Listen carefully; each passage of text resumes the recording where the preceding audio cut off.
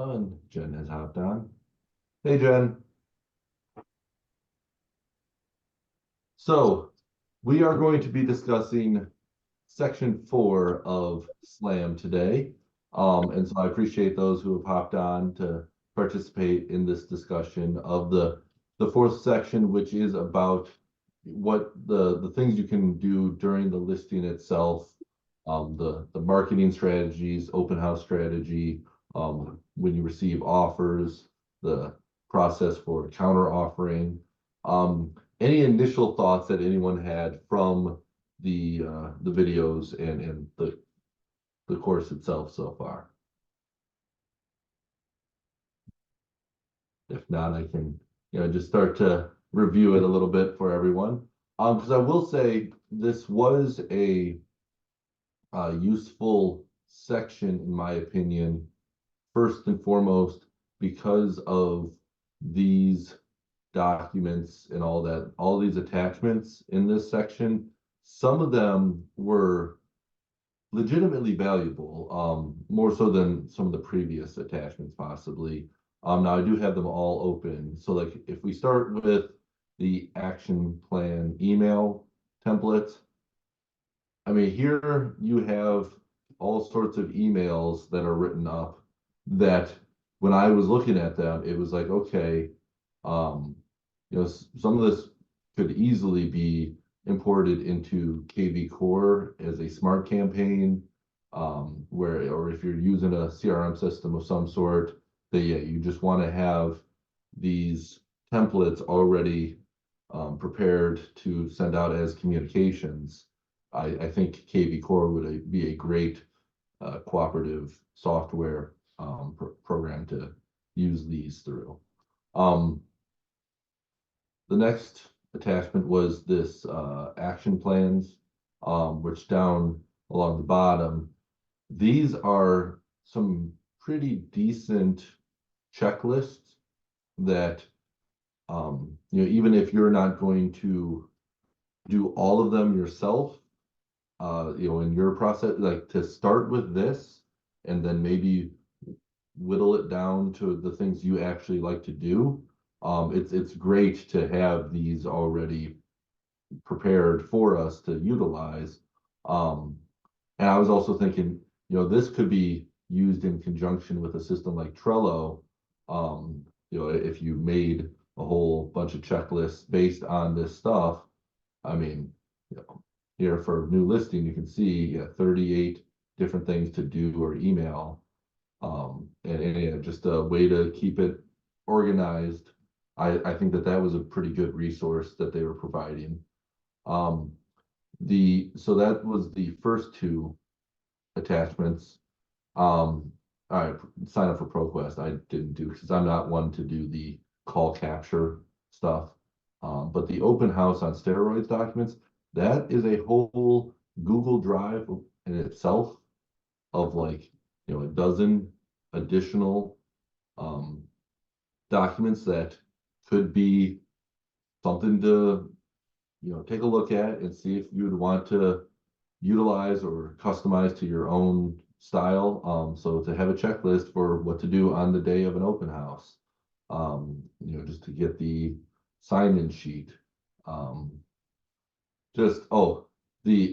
right, for those that watched the video, the privilege, not a right statement, or for those who did not watch the video, something that I thought was strange, is they are encouraging us to have on the front door of an open house a sign that says open houses are a privilege, not a right. If even though it's available to the public, if you're entering, here's a whole set of expectations for how you should behave. And let's actually take a look at that document if I can open that up.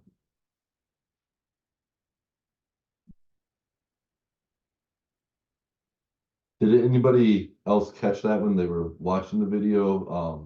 That was just one of those that I thought was a little surprising. I did see that. I thought that was really interesting that, they sort of set that expectation up. I I am a person who tries to be very unintrusive, so I don't know, I wasn't sure if it would put me off or not, but it's very professional. Yeah, Um, I just, I don't know. I felt like if I was walking into the open house, I wasn't sure if I would be off put by it or not. yeah, yep, yeah. So please note, it is a privilege, not a right, to enter this private home during this public open house. In order to ensure the safety and protection of the seller's property and possessions, all visitors must abide by the following instructions. Visitors must sign in, only one party per tour. Per owner's request, please wait for our open house specialist to assist you. And now, they were encouraging 3 people at every open house, the agent, an assistant, and a lender. And so that, I mean, that's, part of like their whole open house on steroids thing. And it's a process where you start out by inviting, is with postcards and door knocking, going around inviting everybody you can to this open house like a week or 2 in advance, to really try to drive traffic to it. It's, as they said, on steroids. It's a bit over the top. And so I think if you were doing all the stuff leading up to the open house that they were recommending, I think a sign like that would make sense because it's all, following in the same thought process there. From a practical standpoint, though, I wouldn't be putting that sign up just on a regular open house. Because it would be a strange first impression to make, for the property. And that's the one thing that I would hesitate on there. Well, I guess I kind of jumped ahead on the actual videos themselves, but when it came to the open house on steroids, aside from like mailing out the postcards to invite people and door knocking and having 3 people there, any other things that you thought were kind of surprising about what they do with their open houses? The other one that I made note of was that they recommend 20 to 25 directional signs to the open house, which is way over. I mean, because I typically use 4. I think if you put out 25 signs, yes, it's coming from every direction, but I can't even imagine being that potential buyer driving by, seeing an open house sign and having to follow like 8 of them before you get to the house. Kind of feel like a rat in a maze. But yeah, so I mean, but it is one of those that if you present this as how you do open houses on a listing appointment, it's a differentiation from the next agent or next 99 agents who aren't doing it. So, if you wanted to incorporate the open house on steroids into your business, it then does give you something to utilize to your advantage to help convert those leads into actual listings. Any other thoughts on open houses, or we can actually jump back to the marketing section. Let's see. Because with their marketing, the manage the listing effectively. I actually didn't even make too many notes for that. That was pretty straightforward with regards to the action plan. But yeah, so if you watched the video on marketing, did you get any tips or tricks that you thought would be worth implementing into how you do your listings?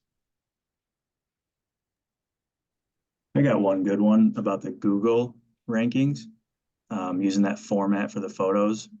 Like they put, 1234 dash First Street, or 1234 dash First dash Street dash wherever the city, all the way down, because I guess that puts you higher on the Google scale, and doing it before the actual listing goes live, which is some photos and some basic info on it to try to drive more business like that.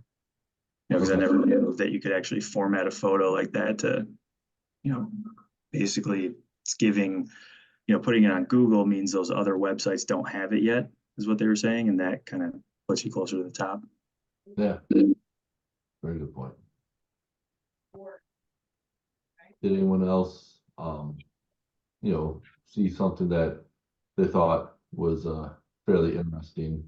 To me, the one that they had, because they, with their flyer boxes or their brochures out on the yard sign itself, they advocated for a very minimalist approach to not even put any of the stuff that would get a potential buyer who's pulled the flyer out to rule the house out. So don't even mention how many bedrooms it has, because if it only has 3 and that person who grabbed the flyer wants 4, then they're immediately saying no. So it's basically just the photos and like the remarks that you're putting on the flyer in hopes of getting them to reach out to you to request that additional information that actually matters.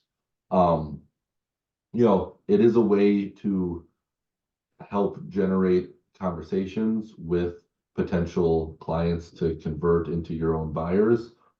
It doesn't help sell that specific property because, if they need 4 bedrooms and the house only has 3, you getting the phone call and telling that potential buyer, yeah, it only has 3, that instantly cuts off their interest in the house, basically, which does the same thing as the flyer would have done had you put it on the flyer. But it gives you the opportunity to say, okay, well, this house only has 3, but I know that there's a house on the other side of the neighborhood that has 4. If you're interested in seeing that, just trying to pick them up as a client. So it's self-serving from the agent's perspective. I don't know if it's necessarily the best thing for the sellers of the house. In addition, they had on the back side of the flyer a list of other homes that are listed by that agent in theory, or I guess, with our current market condition, maybe you do others that are from our office. And they even pointed out an obvious objection to that would be the seller saying, well, why on the flyers outside our house are you putting other homes on the back that are going to potentially drive the buyers to those other homes? And their response to that would be, well, yes, but then think of how many flyers on those other homes are going to have your home on the backside of their sheet of the flyers there. So it's about getting your home more exposure at all those. To me, it's an approach that can come off as professional, but it also is a little bit salesman-y.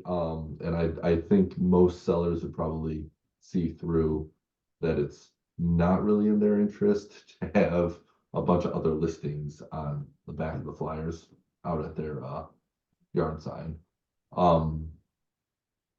Any other thoughts on that? So one thing that they were recommending, and it's something that I've seen agents do, is basically like the spam email to every agent in the geography of the listing to point out, that you're hey, take a look at this new house I listed.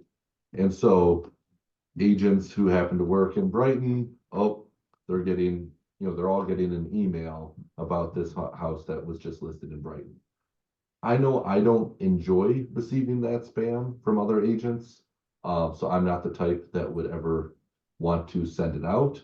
But is that something, anybody else thinks is a worthwhile practice to incorporate in order to help get your listing more exposure directly in front of the agents?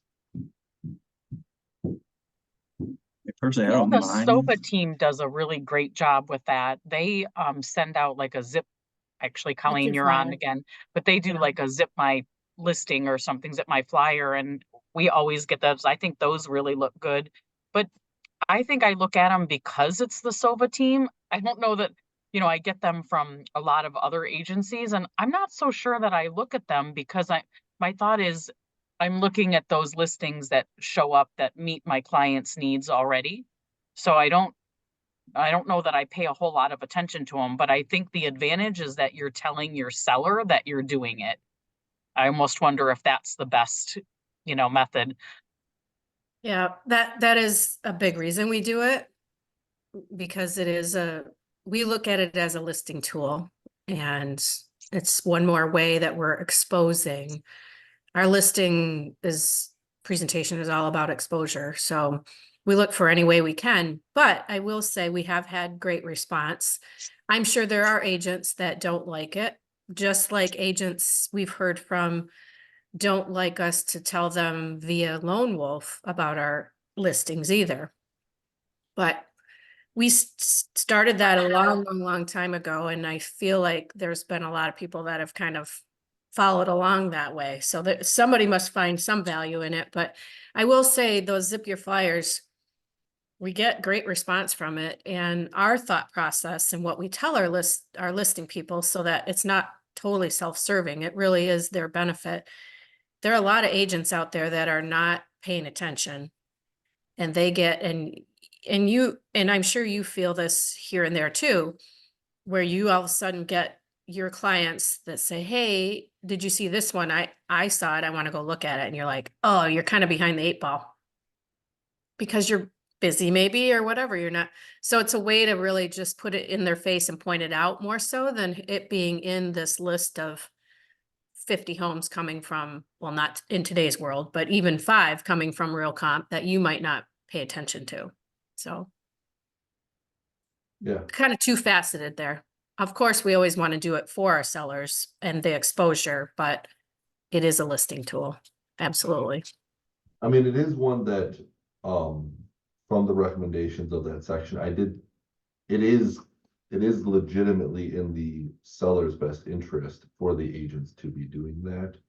Because yeah, I mean, anything that does get a listing a little bit more attention from other agents, that is a benefit to the clients. But I mean, so I don't actually begrudge anyone who does it. I just know it's not my style or how I would be doing it. But that's where I'm not the professional real estate agent branding that Slam is, teaching us how to be. And so it's not surprising that the more successful agents do utilize such, and it's probably not a coincidence. There's a correlation and causation there. Um, The so other thing I really like about the Zip My Flyer one is that it's a picture that comes up. I don't have to click on a link. It automatically shows me what the house looks like and how much it is, so I can rule it in or out really quickly. Whereas some of the other ones, they don't give me very much information. So I'm too lazy to dig, would be the honest answer. But where the Zip My Flyer one seems like it's, really easy to see and make a decision if I like it or not. I mean, if anybody's interested in using it, it honestly is a super duper easy system. And it's called Zip Your Flyer, but yeah, I mean, you have to put money behind it, right? So like anything, doesn't, it's part of what we budget in per listing. So, because we have found success in it. And if agents, I've actually had this more than anything, if agents don't have a client themselves with that, they have told me over and over that they're going to pass it along to other agents in their office that may have a client for it. So nice. Is the database that comes with it their database, Zip Your Flyers database, or is that your own database? it is their database. And it does fluctuate because, I mean, I can see, when you saw agents leaving the business with this tough market, the numbers go down in terms of how many they're sending out, but it is their database. That's good info to know. So yeah, if we wanted to move on then to another one of the sections, the making course corrections during the listing. So basically, yeah, you've listed it and hasn't sold, and so you gotta be able to do a price drop. I mean, pretty straightforward stuff that we have to deal with as listing agents. Um, there were a couple different strategies that they had talked about. The one that I found most surprising was when they mentioned that if a agent gets permission upfront from the seller to do $100 price drops whenever the agent chooses, and then that agent then could continually just every week or whatever on whatever time period they want do the price drop solely to then re-blast the listing with the new price out to everybody whose criteria matches it. Taking advantage of the fact that when you do a price drop, it does get emailed out again to those potentially interested buyers. Does anybody think that they would utilize that approach, or what do you think are some of the risks involved with doing $100 price drops over and over? Sorry, I'm gonna say again, or pipe up again.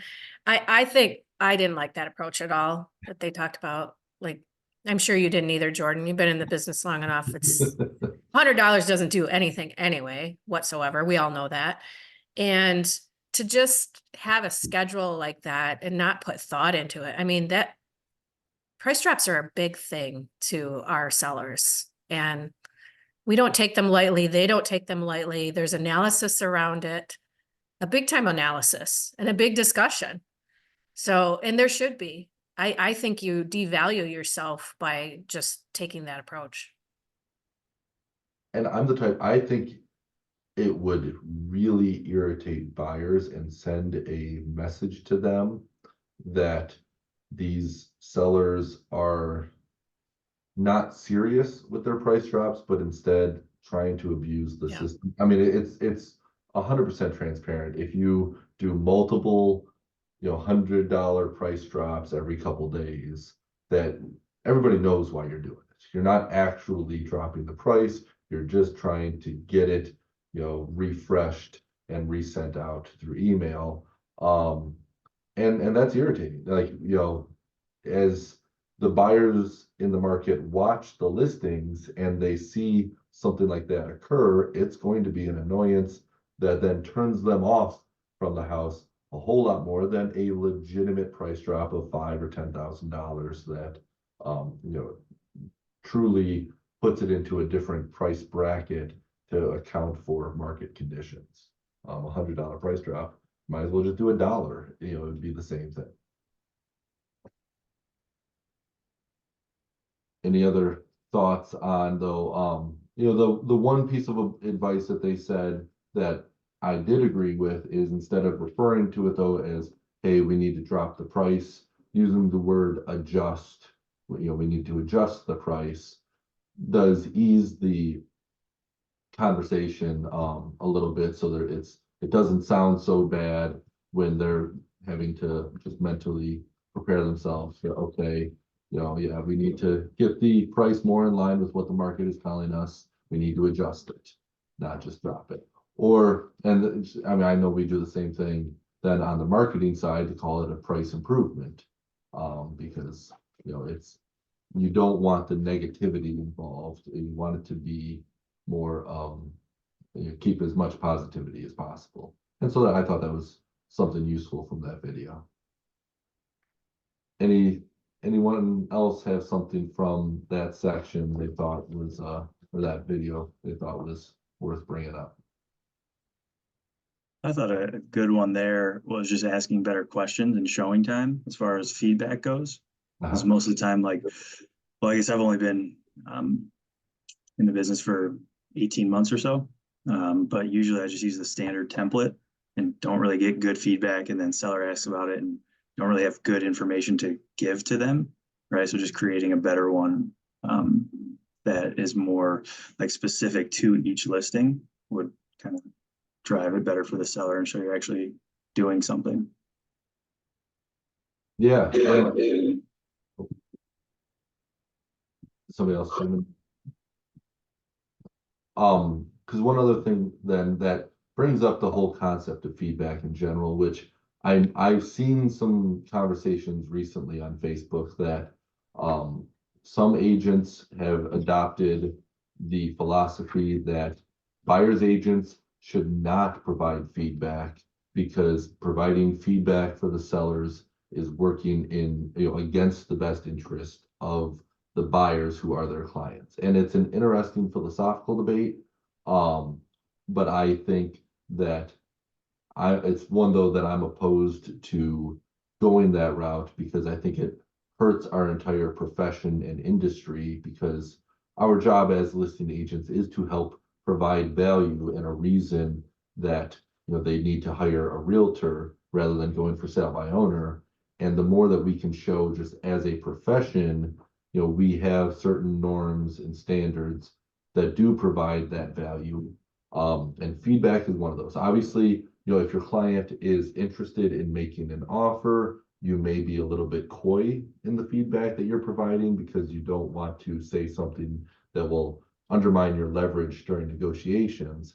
But if your client is not interested, then at that point, I think it's just respectful and appropriate to be as forthcoming with constructive feedback as you can, because then, if the more that is the standard and the norm, the more that benefits your future listings when you're on the receiving end of the feedback. You want to be the change, for lack of a better cliche, that benefits everyone.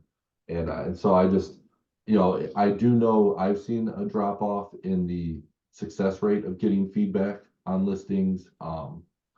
Thankfully, it's been a market where you don't always need feedback, because the listings that are priced appropriately are selling.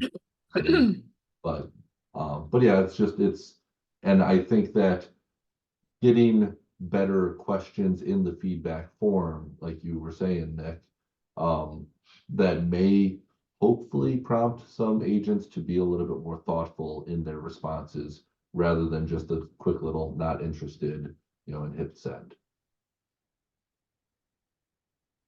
Yeah, Jen? I actually like to use that feedback to help my clients get the offer. So when I give feedback and I know my clients are writing an offer, or maybe I've already submitted the offer, I fill that feedback in, and it gives me an opportunity to kind of tell my story a little bit, with the hopes that it's going straight to the sellers and not getting filtered by the agent. So I actually use showing time as a tactic to help my buyers get that offer, by talking about something that, is really specific about the house, or really specific about my clients. Of course, without any violations of, of the protected classes. But it's sort of like my precursor to the, love letter. And I know a lot of people are against that, but I love the love letters. And so it's sort of precursor for me. I was gonna say the same. Jen, we've had feedback from you. Jordan, we've had it from you. You can tell the professionals in this industry just by a simple feedback form. Or not. If they don't care and they don't send it, then I feel that's their professionalism too. Jen, you're thinking out of the box. Everybody should be using the tools to the best of whomever they're working for. So, if I don't get feedback, I don't let the agents off the hook. I'm calling to get it. So again, that's a level of professionalism that I've set up with my seller at the listing appointment, letting them know that they're going to get it, because they deserve it. They put themselves out to show this place. So, and if you get it from an agent that is working for their buyer, you can tell. And that is reflective, I think, to the sellers as well. They're not dumb. So I don't know why. I don't understand. I've not seen the movement of people not giving feedback. I've not seen that, but that's kind of just crazy. My other little thing is I always put in there about how cute their dog or their cat is. Like if they had a pet at home when we were there, I almost always make some kind of a comment about how awesome the dog was or awesome the cat was. Because again, sellers love that. Mhm. And yeah, Jen, what you brought up though, especially if you're in a multiple offer situation, a way to help, do that, not a love letter, but provide some insight, directly to the seller. And that's where then, the listing agents may want to be aware of that possibility because most of us do have it set up where feedback goes instantly to the clients. And so it is one of the rare instances where you can, as a buyer's agent, communicate potentially directly to the selling side without the agent filter. And so using that to your advantage for your buyers, Mhm. brilliant strategy. And Nick, to your comment earlier, I think, I mean, we should all be refining those questions. I know we did years ago. They're probably not the best. Maybe they could be better. I don't know how you get to the point of what would drive better feedback, or feedback at all. But again, I go back to, it's the agents that are not leveling up and being professional that just send back not interested. I think you can customize those questions as much as you want, but if you got somebody on the other end that's just not doing their job, it doesn't matter. Yeah, actually, I went through and made some custom ones yesterday. Mhm. Just some random ones, ones that like kind of a little funny, as far as not just do you think this price is too high, just right, too low, something like that. So makes them Good interest, idea. like when they look at it, they actually laugh a little bit and, That's a so, great idea. I'd love to hear if that helps the feedback coming in, yeah, let me see. helps you get more at least without chasing it down. Yeah, so like the first one I put, do you think your buyer is interested? And then the response is, if I weren't filling out this stupid form, we'd be submitting an offer.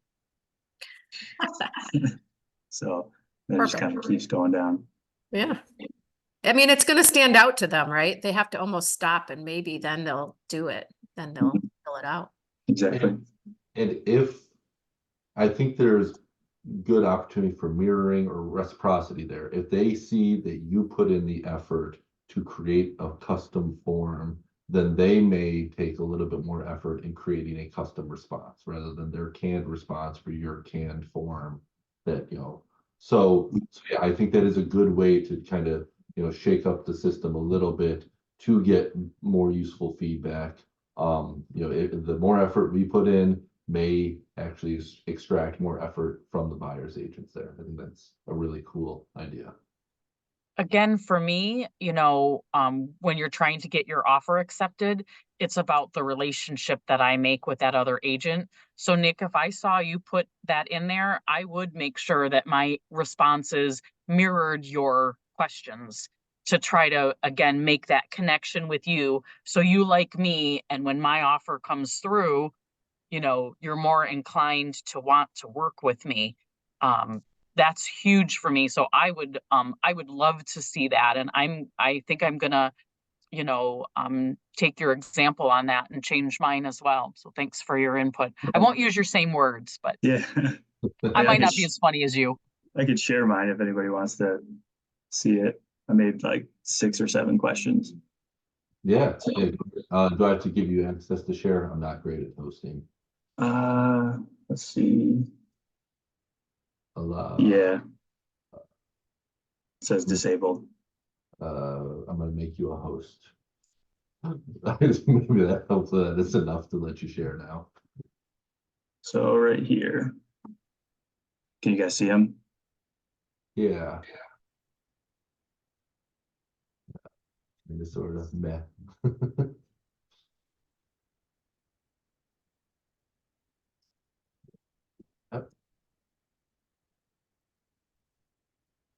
And then just kind of just something about like what does your client love about it versus the next one, what does your buyer need, want that this listing doesn't have, just so you know a little bit more.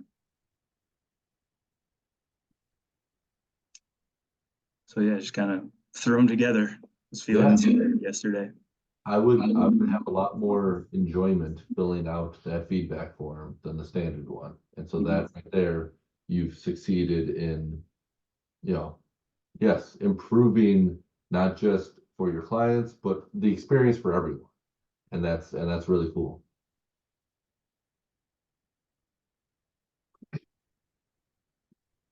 All right, well, let's move on to the next. Oops, disable that. Oh, wait. Can I not share screen now?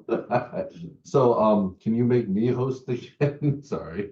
Yeah, how do I do that? The three dots in the top right of my corner.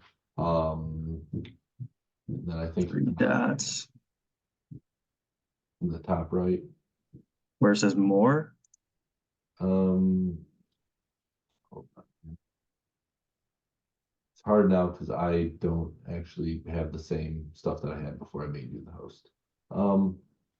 But yeah, if you move your cursor over my video and then go to, you have mute in the top right. Oh, gotcha. Yeah, there we go. Yep, so I'm back now. Cool, thank you. So the next section was the handling offers effectively, and they were talking about, you know, the using an offer worksheet and a counter offer worksheet and the strategies of how to approach counter offers. Does anyone currently consistently use a offer worksheet like cover letter when sending it to your clients so they can see the details of the offer separate from, you know, reading the fine print of the purchase agreement itself? Yes, we do. Not surprising. And and I mean, because I think that it's especially in a multiple offer situation, it is a great summary to have with the important bullet point. Did you create your own or did you use a Yeah.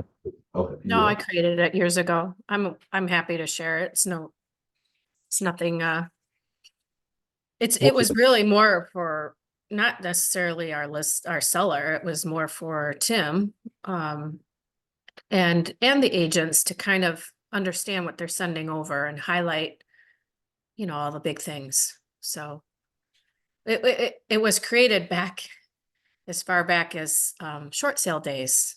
Yes. Because we could not find the seller concessions, as you're laughing, Jordan, but you know what I'm talking about. Oh, yes. They were buried in those PAs. And so that was, it was created out of that needing to know, are you asking for concessions or not? Because we can't figure it out in your PA. So, but yeah, it's, I'm happy to share it. Yeah, this is the one that they have in the SLAM program, and so I mean it's got the branding of Workman and all that, but the content here is, you know, something that could easily be stolen as well and used without the branding.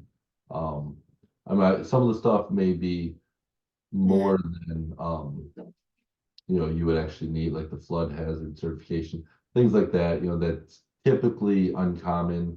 You know, I'm the type that I try to be more minimalist, rather than have all the possibilities that could be needed. I mean, let's, you know. Yeah, ours is much more minimal than this. This looks almost like a checklist of the documents that are in there, and I don't need that. Yeah. Ours is just highlights, you know, the main things and gives an area for contact information, which is super helpful because sometimes that's not on there as well. Yeah. Yeah. And it helps central office as well because they have that sheet that goes with it. So Yeah. on top of the broker demand. Yeah. Any thoughts on their tips and tricks when it came to negotiating offers? The one that I the script they used, like it started out great, but then I kind of, you know, cringed at it a little bit, was with regard to if you receive a lowball offer, how you present it to the seller. They were recommending that you show anger first. So as you're, you know, before you even tell them anything, you just kind of say, you know, like we received an offer, but when you were looking at it, you know, you got really upset because it's way too low. But then you thought to yourself that no, you know, you need to be mature and handle this like an adult rather than a kid, and dot dot dot dot dot. And I was like, to say like, okay, I need to handle this like an adult rather than a child. It's basically telling the seller that they're gonna be a child if they then don't take your advice and respond the way that you're saying. And I thought that that was, something that would be really awkward to ever actually say to a client. So, but the idea of, yes, prefacing the offer, the details with your own thoughts and being able to say, yeah, we received an offer, but it's kind of garbage. But it is this, and then I do think rather than just rejecting it outright, we should respond, coming down really small. Imagine if the offer was actually better, where would we want to counter? Ignore how low it was originally. Let's just put out a counter that we'd be willing to put out if it was a legitimately decent offer that we wanted to negotiate on. I thought that strategy makes sense. I just thought their script in order to help persuade the client was, had some potential pitfalls with it. Anybody else have some thoughts there? I just wanted to go back to the offer worksheet. That also can be used on the buy side too, as you know, which also would level you up as a buyer's agent if that listing agent didn't provide it already in their docs like we do. Yeah. Because it's just super clear and concise, and your offer's there and it points it all out for them so that they're not missing things. So you just have to flip a few things, flip the script a little bit on it, but basically the same thing. Yeah. Sending your that's- offers in. Yep. Yeah. I do mine in email form. Because again, it gives me that opportunity to get personal and to, make a connection. I feel like that's my whole MO for real estate is connection. And so for me, I don't use, I have forms like for myself as checklists for, how to do my thing, make sure I don't miss anything. But when I submit an offer over, I of course fill out the form if they want me to, because again, I want to look good, to them. But I really draft it all into a really nice email. So when I do an offer, I usually submit, of course, the offer and the pre-approval. And then if I feel like I can get a love letter that will be safe, I do a love letter. And then I also do sort of my own love letter to the agent in email form. And it talks about one, how great my buyer is, two, how great my lender is, and three, how great I am. And saying that, I'm easy to work with. My goal is to get both parties to the table, with smiling faces. I mean, I have sort of I write it personal every time. I would be smarter probably to have it in a template form, but I really write it, and then in that I put all the specs on what the offer is. And sometimes I might even put like next to it, I might put, a little parenthesis with something cute in there about why we did it, or, or something more specific about it to again make it stand out. That's awesome, Jen. And I know we've received them from you, and it is awesome. And then I just print that, and that's on top of it. So it's got all the details there. But the point is, that is the point, to level up and send something, right? Whether you want to do email or a form. I mean, we've all experienced it, but we just had again another seasoned agent that sent a counter to our offer, never told us it was coming. And also, and that happens almost, well, for sure weekly, like the amount of things that are sent to our email without a phone call or note or a text to tell us it's coming, when you all know you get 300 email a day, which 50 are only valid. There's so much spam, but so she sent the wrong, she didn't send her counter. So we opened it and it was our original signed. And so we were all going on that particular PA still. I mean, it's just amazing to me that happens, but it does. So I just think the point of this discussion is get something professional in front of whomever, whatever side you're on, and then make sure that person knows that you've sent it. Easy. It Yeah. should be easy. For And when sure. you care about your business, then you'll do it, right, John? You care about your people. Yeah, and it's about having that clear communication, and doing it all in a way that is professional and beneficial for both parties, because the clarity of something like having a offer worksheet or a well-written email laying out the details, because it's just to prevent those problems later on. You want to have it be where everybody's understanding the situation with the same understanding, and then you can negotiate as needed, but you don't want there to be any sort of like, oversights as to what people perceive the situation to be. And that kind of goes into the final section of or final video of the section, which is managing the relationship with constant communication with the sellers. And the video was talking about how having a set routine of when you are reaching out to all of your clients, no matter where they are in the process.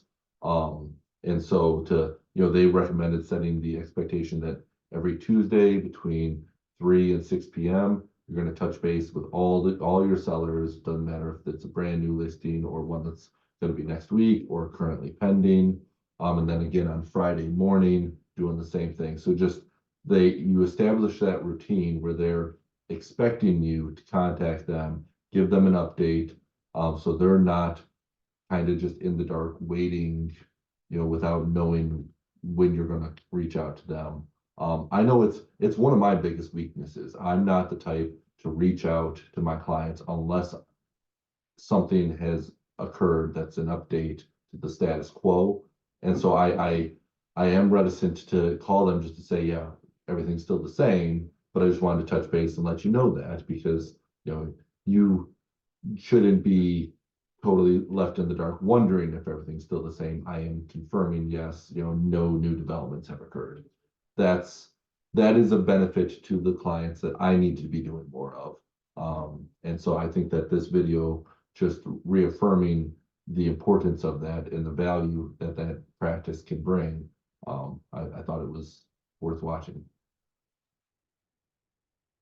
The only thing I didn't like about it is I felt like you're telling your clients, well, I'm going to call you on Tuesday and Friday, but don't bug me anytime other than that. That was the only thing that I was uncomfortable with, was just thinking, I don't want my clients to think they can't call me, or I might call them on a Monday or a Sunday or a 9 p.m. or whatever. I felt like that, laying that out as being, oh, I'll call you Tuesday between this time and this time, and Friday between this time and this time. I was like, oh, then I don't know. I think making sure maybe you have your own reminder for that, but I don't know that I would put that out there, to my clients, that those are the specific days and times I'm going to call them about it. Very good point.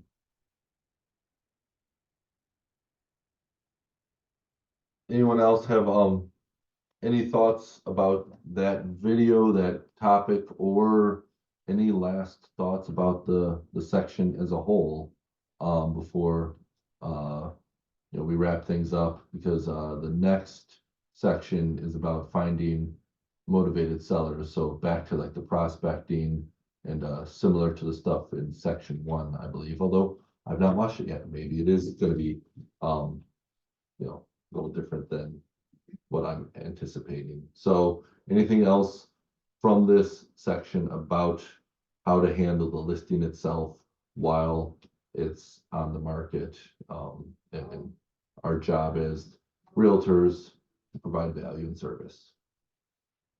I had to jump in and out, so I don't know if you guys talked about it, but I heard somebody talking about setting phone call times.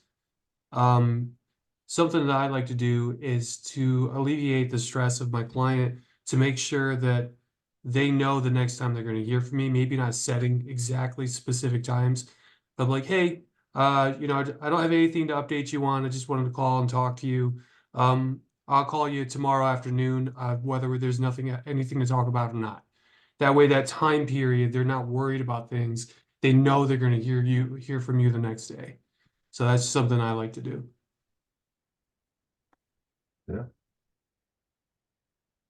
Anybody My else? team, when I ran a team, we always did Friday follow-ups. So kind of the same thing, but every week, that time they got an update on their file, whether or not there was one, so. I do really like that on the internal side. You know, I really like that idea of having it in your calendar that this is the day and time that you're gonna do those follow-ups if you haven't done it already.